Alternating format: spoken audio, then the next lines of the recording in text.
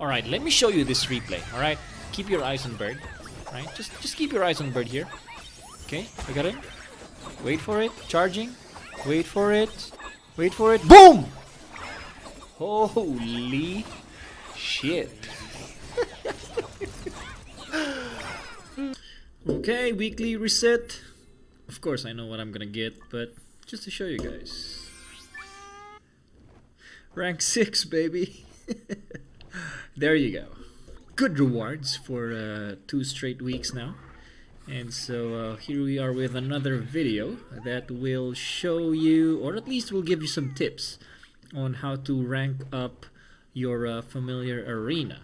Now, some of this could be very basic for you who are watching, but to some people, it could be a huge thing. So, but I feel like there's some insight here. So yeah, let's just get to the video and let's see what we got. All right.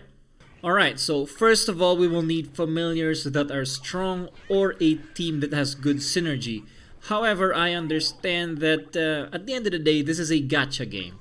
And so we might not have any control of what kind of familiars the game will give us.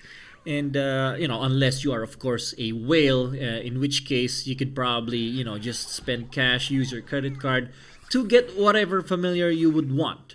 So yeah, having the familiars, we don't really have any control over this one. However, what we can control is acquiring the materials that we need in order to strengthen our familiars. Alright, what do I mean here? These things over here, they're called jelly. So we have 3 types. One gives you more attack, or the familiar, 1 def, and 1 HP. Now, it would give you a huge advantage in the arena if you can get a lot of these early, like right now. Because as of the moment, not everybody has maxed out their jellies yet. Or like, let's go to the arena just to show you what I'm talking about. So if you go to the familiar arena, the top people in the arena, a lot of them doesn't have like for example this one. He's at the top 3, and then his hippocampus only has 274. The max is 300, right? So his Tarakona is already max, but like the Toko is only at plus 219. Like the number 4 guy is 116 for Toko. So not everybody has maxed out their enhancements yet. So in the future, when everybody has maxed out already, the deciding factor would be the awakening and the synergy of the team. Because basically at that point, everybody would have the plus 300 maxed out already. But as of the moment, not everybody has that yet. So it would be a huge advantage if you can do that as early as possible. Now, how do you get a lot of those jellies? Well, the first thing is, like, the very obvious one is through the Conquest. Alright, so if you go here, sometimes it will show jellies. Like I have 3 every day, and sometimes you can get these tickets. Right? Now, there's a trick here. So if you don't see anything like in your main character, if you go here, you don't see any jellies, but you really want that jelly, and then you don't want to waste this 3 of 3. What you can do, and not a lot of people know this, but again, if you know it, then good for you. You can actually go to your alts, right? So let's say I go to my swordsman over here, my alternate class, right? And then I can go to the same area, so for the Conquest. And then it will have different ones compared to my alt. So this one does not have the jellies as well, so I'll just go to the another one. Select, I think the witch. Yeah, so. Alright, let's go to the witch. Maybe, so they're already situated over there because that's the only reason why. So this one has a lot of the decoration, but still doesn't have the jellies. But you get what I mean. So if your main character does not have the jellies in the Conquest options, just cycle through your alts. One of your alts will have 1 or 2, and then just finish all 3. Now, if you still don't have any of that, one thing you can do is level up your alt or level up your main character. Once it rises up 1 level, the options will refresh. So basically, if you don't like what you're seeing, just try to level up. So of course, it's really hard to level up your main. So try to level up your outs in order to refresh the ones in the conquest options. Next is the toys. Now toys are very important, right? So over here I have good toys set for my hippocampus, good toy set for my Toko. So I have 2 4-stars specific toy and then 1 5-star specific toy. All right, so this did not come easily, so I have to combine and have fail a few times before I get the ones that I need. But I did get a lot of chance because I was trying to acquire toys every single chance I can get. Now, how do you get those toys? The easiest one is through adventures. So every time you go to an adventure and you fight like this one, a familiar, right? You will get a toy in the end. So like this one, you get 3. So this is an automatic 2-star basically, because you get 3, and then it's a 100% chance to get 2-star when you combine it. So that's automatic 2-star basically. And then another way to get it is through your kingdom actually. So in this, we are in a today is the weekly reset, so I can actually show that to you. So here we are at the Citadel, and then you go to the to this girl over here, Citadel Manager, and then you go to quests, and as you can see, I already tried to maximize my toy acquiring for the week. So I have all 3 now. I did not get this one like in one go, so I have to refresh quite a few times in order to have all 4 of them have the 3-star toys. So this is a good way to maximize your toy acquiring potential. And then lastly, you have to go to what do you call that? To Money Ma'am. So yeah, we're going to Money Ma'am. This one, this girl over here. You can acquire 2 of these every week, right? So Money Ma'am bundle 1 is only at 200. And then the next one, after I buy this one, I'm not gonna buy it anyway, so yeah, let's just show you. And then the next one is at 400. As you can see, you can get this one, 3 of these, right? The next one is 400. Okay, I just bought that one, so you get basically 6 of those. And then with that one, you have a chance to get a 5-star toy, actually, right? So there we go. Also a 4-star, right? But very high chance to get the 3-star. So but if you are lucky, then it will be nice to get at least a 4-star. If you get a 5-star, then perfect. That is the best case scenario for you. Alright, now let's get a little bit more nuanced here. Let's say you did everything that you can to prepare, right? You used all your jellies, you've used all your toys to its very maximum already, and now all we need to do is fight in the arena. Now, there are ways for us to maximize our battles in Familiar Arena. We have 5 tickets. As much as possible, we want every time we use a ticket, it's a win. Now, with the attack, it's actually very, very easy, because with the attack, you can actually choose your opponent. Now, this is obvious, but if you're not doing it, I suggest that you do it. Look at the opponents that you're going up against. Don't just look at the CP, right? So because a lot of times we just look at the CP. All right, it's lower than my CP, so this is probably a win. So look at your opponent. This is actually a good thing over here. So if the first 2 is visible, you will basically see the first 2 in front.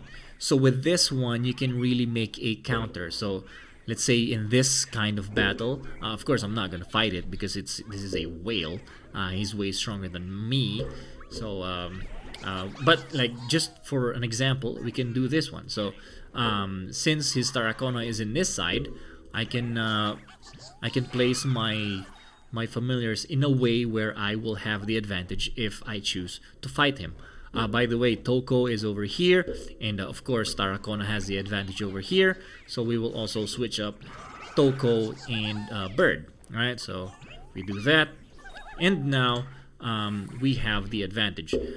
Not looking at the CP, this looks like a good matchup, right? So I have Shrimpaler over here, a fire type, going up against a Toko right off the bat.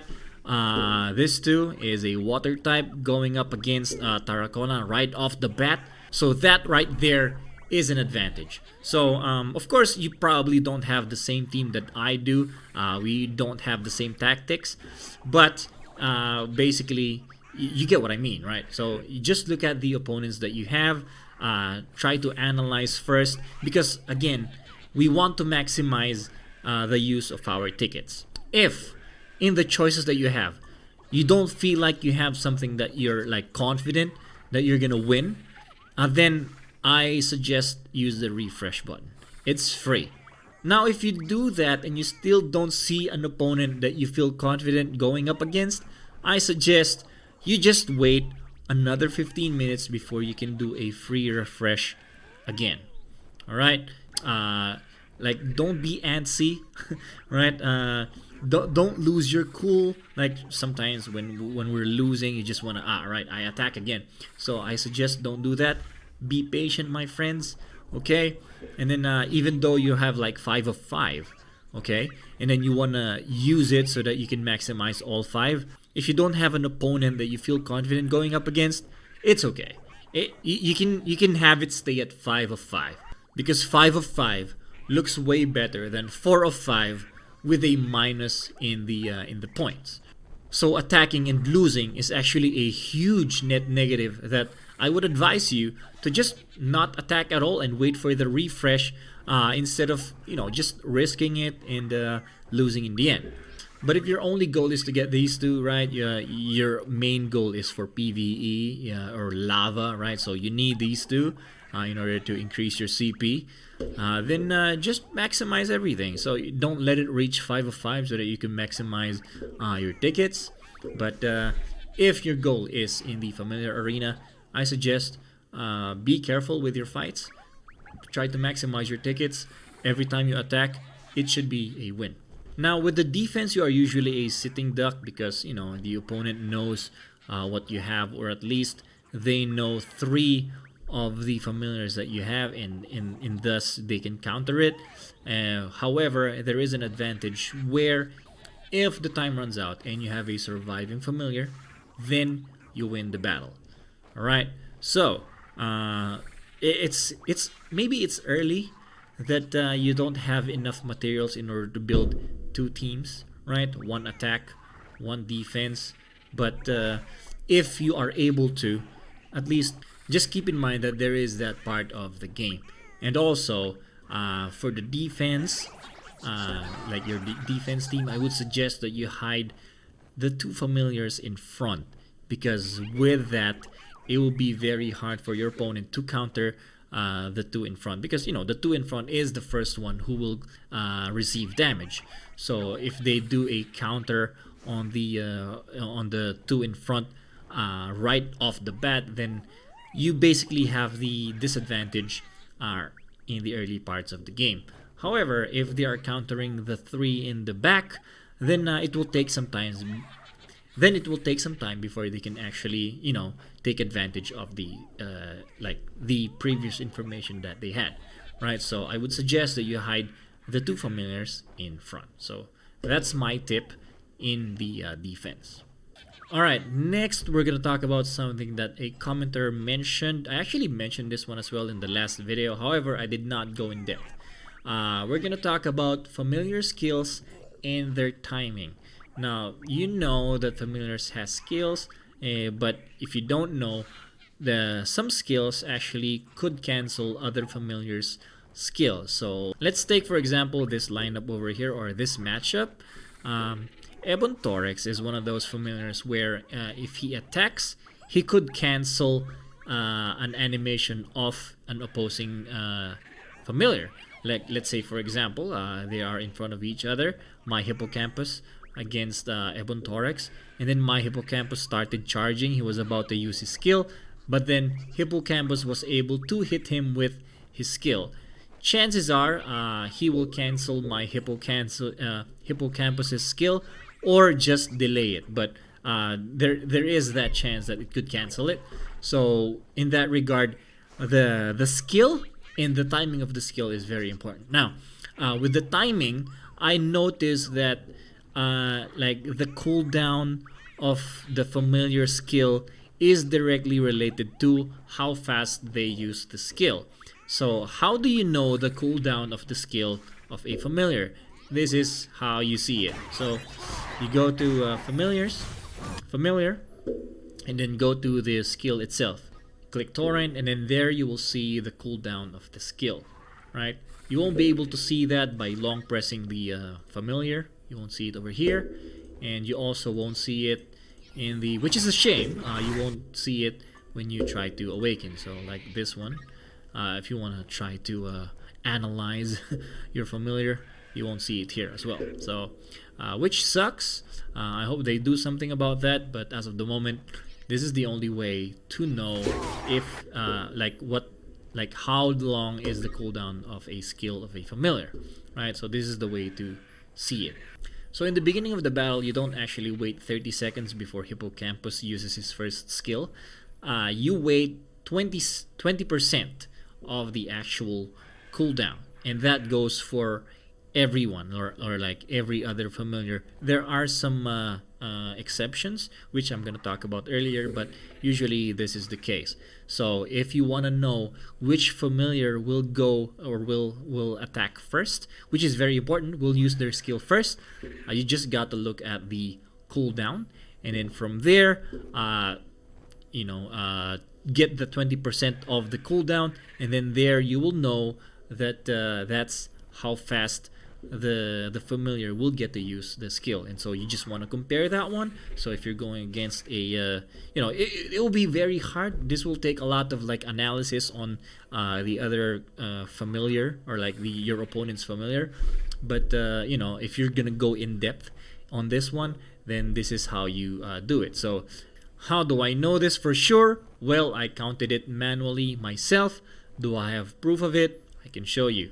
Right, so let's go to familiar arena, right, and then we just replay one of my previous battles. So let's say over here, okay, so I said 6 seconds, right? 20% of 30 seconds is 6%, right? So after I click skip, there we go, we will count 1 2 3 4 5 6, bang. Right, so there you go. So 6 seconds. I counted fast, so that's not 1 second, but you get what I mean. Right, so but that's how it goes. Okay, so yeah. So basically, if you want to know which familiar will attack first or which familiar will use their skill first, you can actually know by looking at their cooldown.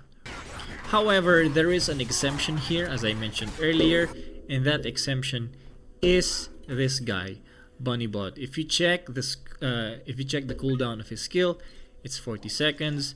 But usually, when I fight, when I was using Bunnybot, he was able to use his skill faster than everybody else. Right, so I think it has something to do with the animation as well. So if you noticed earlier, the animation of Hippocampus' skill, he spins a little bit first before the torrents come out. Okay, with Bunnybot, he just, I don't know, bobs his head and then there's defense. So maybe in that regard, that's why his skill comes out earlier than most. But yeah, in theory, with what I was sharing to you earlier, this is actually an anomaly, a 40 seconds cooldown, which should be a high cooldown. So it should be one of the last skills to proc based on the cooldown. But for some reason, he is able to put up the absolute defense, faster than a lot of familiars. That's why he is very, very useful. So, that's just the only exemption that I saw. But all the others, you can actually use the gauge and then go from there. Alright, that's all I have for you guys, because that's all I can think of. If I think of something else in the future, then maybe I'll make a video about it. But for now, that's all.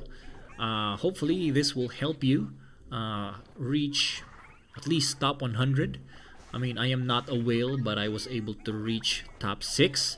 So hopefully this could inspire you. And these things that I mentioned, based on experience, I hope again it could help you reach, to a point where you can get asterite, which could be converted to money. So that's all I'm saying. All right, thank you guys for watching. You don't have to subscribe if you don't want to. I mean, I am not consistent in this video making thing as of the moment, so you don't have to bother if you don't want to. But if you do, then go ahead. Maybe you'll see some of my content in the future. I don't know when that will be, but we'll see. Alright, but yeah, thank you. I appreciate you guys, and I hope this helps. I'll see you on the next one.